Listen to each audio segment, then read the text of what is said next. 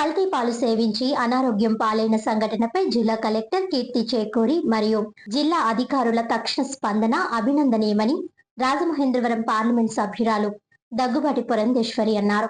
Rajahmundry KIMS, rainbow, Aditya ఆసుపత్రుల్లో చికిత్స పొందుతున్న బాధితులను ఎంపీ దగ్గుబాటి పురంధేశ్వరి పరామర్శించారు.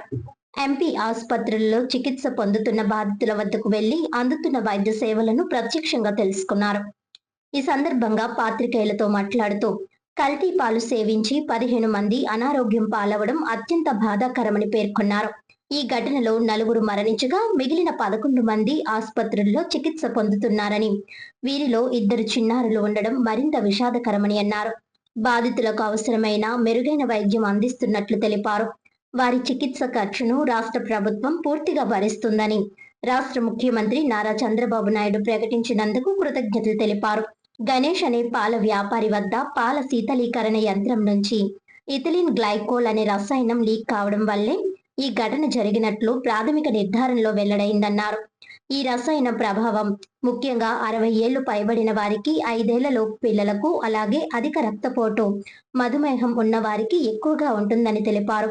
సంఘటన వెలుగులోనికి వచ్చిన వెంటనే జిల్లా యంత్రాంగం ఆయా ప్రాంతాలకు చేరుకొని బాధితులను ఆసుపత్రులకు తరలించడం, రక్త నమూనాలు సేకరించడం, 42 మంది రైతుల నుంచి పాల నమూనాలు సేకరించి ప్రయోగశాలలకు పంపించడం వంటి చర్యలను ఆమె ప్రశంసించారు. ఇటువంటి ఘటనలు పునరావృతం కాకుండా నగరంలోని పాల శీతలీకరణ యంత్రాల పనితీరుపై ప్రత్యేక తనిఖీలు నిర్వహించాలని సూచించారు.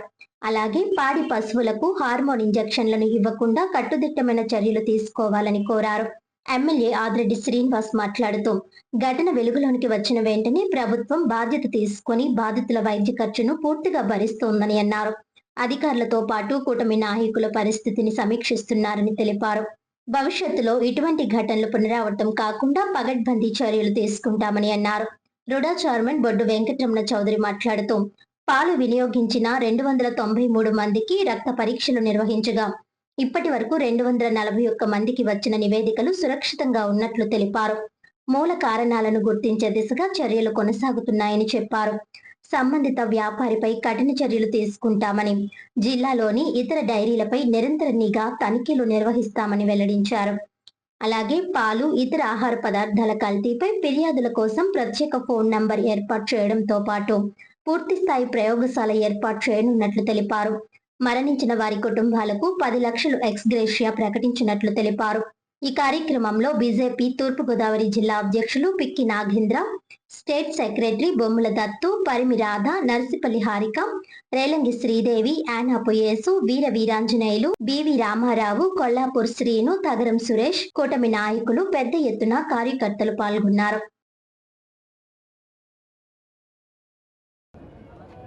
చాలా బాధాకరమైనటువంటి సంఘటన.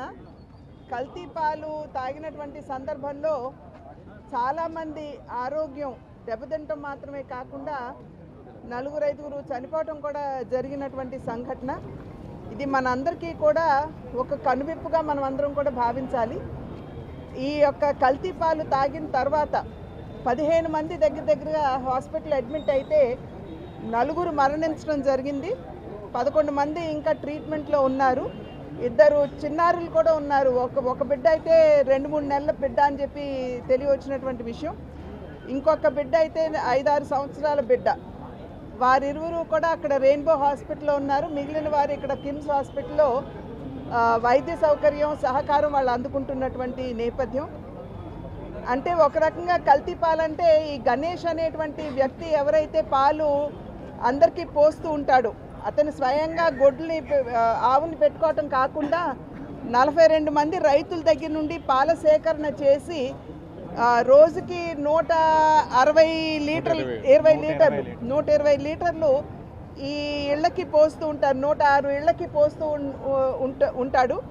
ఆ సందర్భంలో అతను ఏదైతే రాత్రి సేకరించిన పాలు డీప్ ఫ్రీజర్లో అంటే చిల్లింగ్ కోసం అని చెప్పి చల్లగా ఉండాలి, పాడవకూడదు అనేటువంటి ఆలోచనతోటి చిల్లర్లో ఏదైతే ఈ పాలు అతను నిల్వ చేస్తూ ఉంటాడో దాని నుండి అక్కడ చిల్లింగ్ కెమికల్ లీక్ అయినటువంటి సందర్భంలో ఇథిలిన్ గ్లైకాల్ అనేటువంటి కెమికల్ లీక్ అయ్యి పాలల్లో కలిసిపోయి కల్తీ అయినటువంటి నేపథ్యం.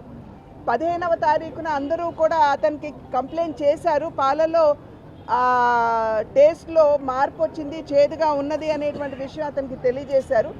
కానీ అతను కూడా ఇది ఎక్స్పెక్ట్ చేయలేదేమో, ఏదో గొడ్లకి బాగాలేదు అనేటువంటి ఒక నెపంతో ఈ పాలను అందరికీ పోయటం అనేది కొనసాగించాడు.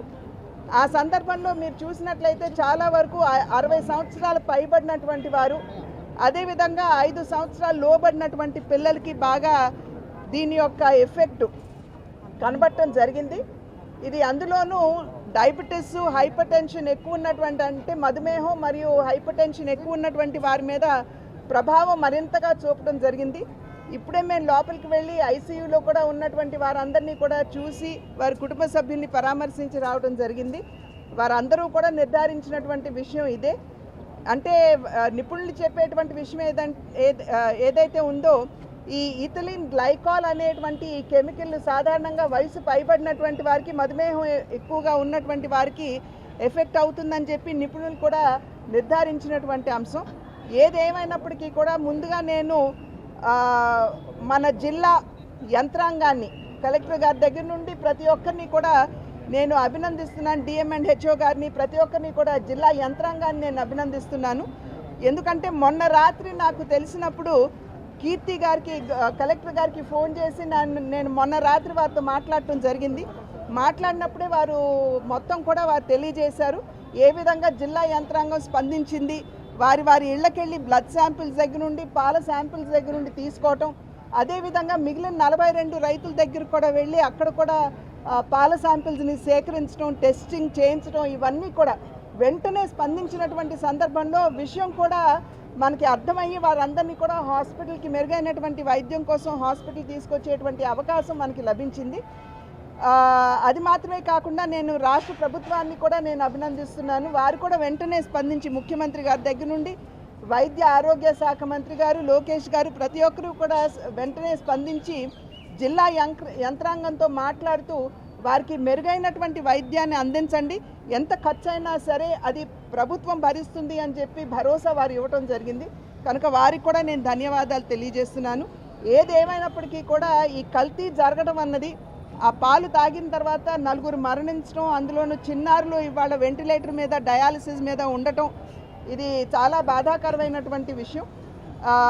ఈ రకమైనటువంటి సంఘటన పునరావృతం కాకుండా ఉండాలి అని అంటే ఎవరైతే పాల డిస్ట్రిబ్యూటర్స్ ఉన్నారో వారందరి దగ్గర ఉన్నటువంటి చిల్లింగ్ ఎక్విప్మెంట్ ఏదైతే ఉందో వెంటనే వాటిని ఒకసారి రివ్యూ చేయవలసినటువంటి అవసరం ఉంది. ఎందుకంటే ఈ రకంగా కెమికల్ లీక్ అయ్యి పాలల్లో కలవకుండా ఉండాలి. మరి మెరుగైనటువంటి పాలు అందరికీ అందించాలి అంటే ఖచ్చితంగా జిల్లా యంత్రాంగం దీని మీద దృష్టి కేంద్రీకరించాలి.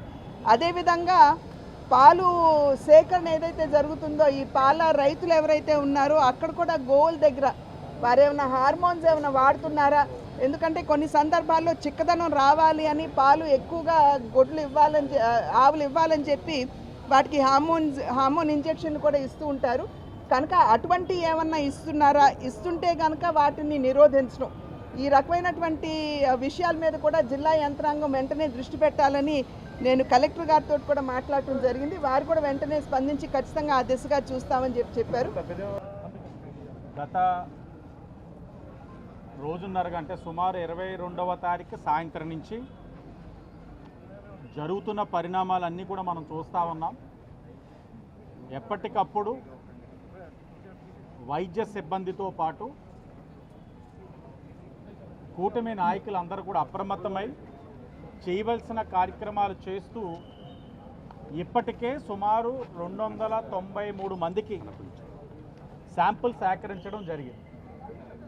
22వ తారీఖు సాయంత్రం తెలిసిన వెంటనే కారకులు అయిన గణేష్ని వెంటనే పోలీసు వారు అధీనంలో తీసుకొని రాత్రికి రాత్రే ఇళ్ళలన్నింటినీ కూడా సుమారు 110 కుటుంబాలు ఐడెంటిఫై చేసి 293 మందికి శాంపిల్స్ తీసుకోగా అందులో 241 మందికి ఏ విధమైన ఇబ్బంది లేదని రిపోర్ట్స్ కూడా రావడం జరిగింది. ఇంకా 50 మందికి ఇంకొక 2-3 గంటలు అవి కూడా రావడం జరుగుతుంది. దురదృష్టమైన సంఘటన. ఇప్పుడే గౌరవ ఎంపీ గారు చెప్పినట్లుగా కారణం ఏంటన్నది కూడా చెప్పడం జరిగింది. తెలిసి చేశాడా తెలియక చేశాడా అన్నది పక్కన పెడితే ఇబ్బంది అయితే కలిగింది, మరణించారు, ఇబ్బంది పడతా ఉన్నారు కొన్ని కుటుంబాలు. ప్రైవేటు వ్యాపారం చేసుకుంటున్న వ్యక్తి అయినా సరే చేసింది తప్పు. ప్రభుత్వం బాధ్యత తీసుకొని ఎక్స్గ్రేషా ఇవ్వడంతో పాటు ఆ కుటుంబం ఒక వైద్యపరమైన ఇబ్బందులన్నింటినీ వాళ్ళకి ఖర్చు పెట్టే ప్రతిదీ రూపాయి కూడా ప్రభుత్వమే బాధ్యత తీసుకుంటుంది. దాని మీద చాలా క్లియర్గా ఉన్నాం.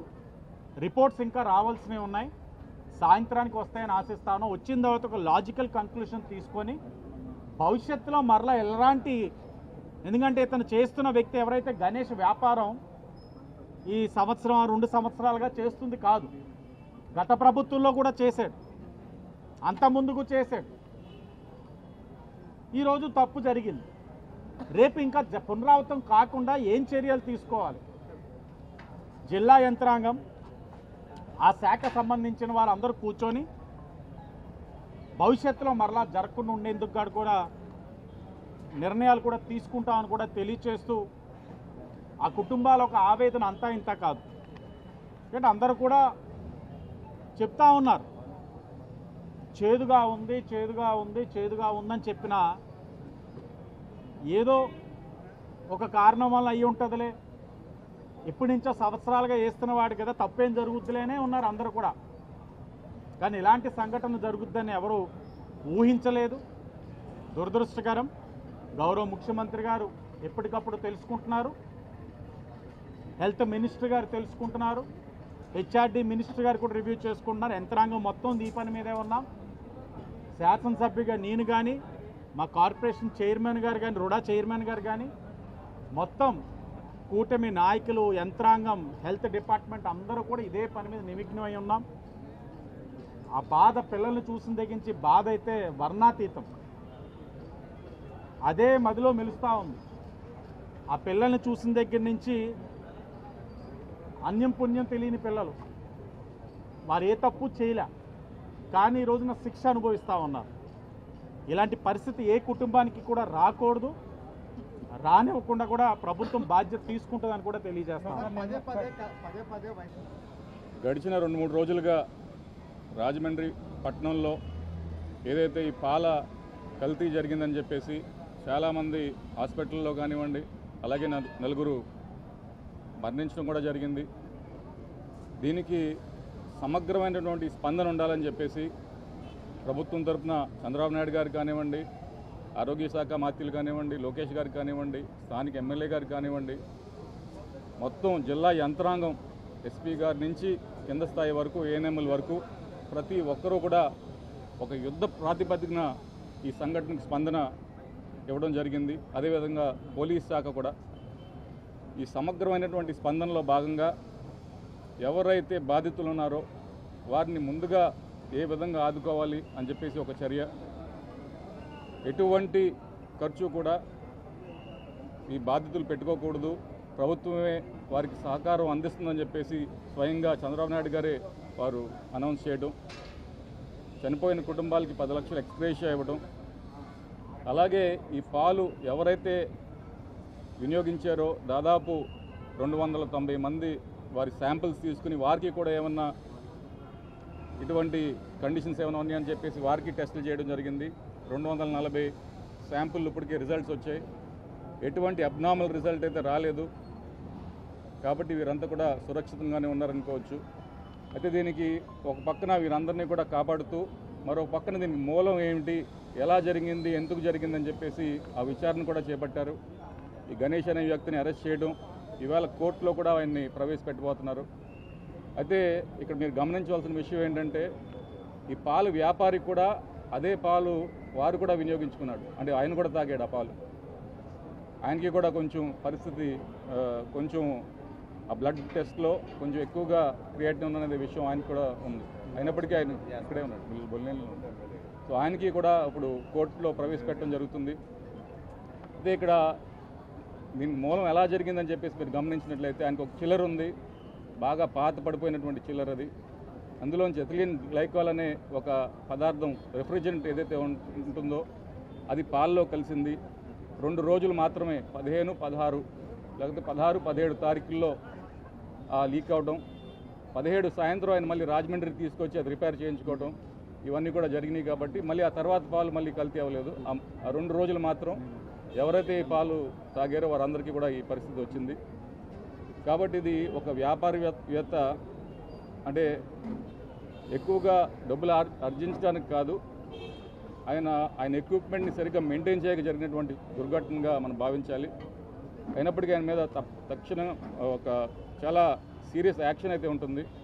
అలాగే ఇక్కడ ఉన్నటువంటి డైరీస్ ఏవైతే ఉన్నాయో, అలాగే పాలు ఎక్కడి నుంచి అయితే సేకరిస్తున్నారో యానిమల్ హస్బెండరీ వారు ఆ 42 రైతుల దగ్గర కూడా వెళ్ళి వారి దానాన్ని, వారి ఏమైనా ఇంజెక్షన్ చేస్తున్నారో, ఆ హార్మోన్స్ వాడుతున్నారు, ఇవన్నీ కూడా వారు చెక్ చేయడం జరిగింది.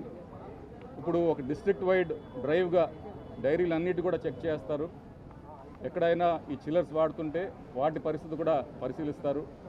రానున్న రోజుల్లో ఎవరికైనా పాలు కల్తీ అయిందన్నా, లేకపోతే ఎటువంటి ఆహార పదార్థం కల్తీ అయినా వెంటనే ఈ డిస్ట్రిక్ట్ అడ్మినిస్ట్రేషన్కి కంప్లైంట్ నెంబర్ ఒకటి ఇస్తారు. ఒక ల్యాబ్ కూడా సెటప్ చేయబోతుందని చెప్పేసి ఈ సందర్భంగా మనవి చేస్తూ సెలవు తీసుకుంటాం.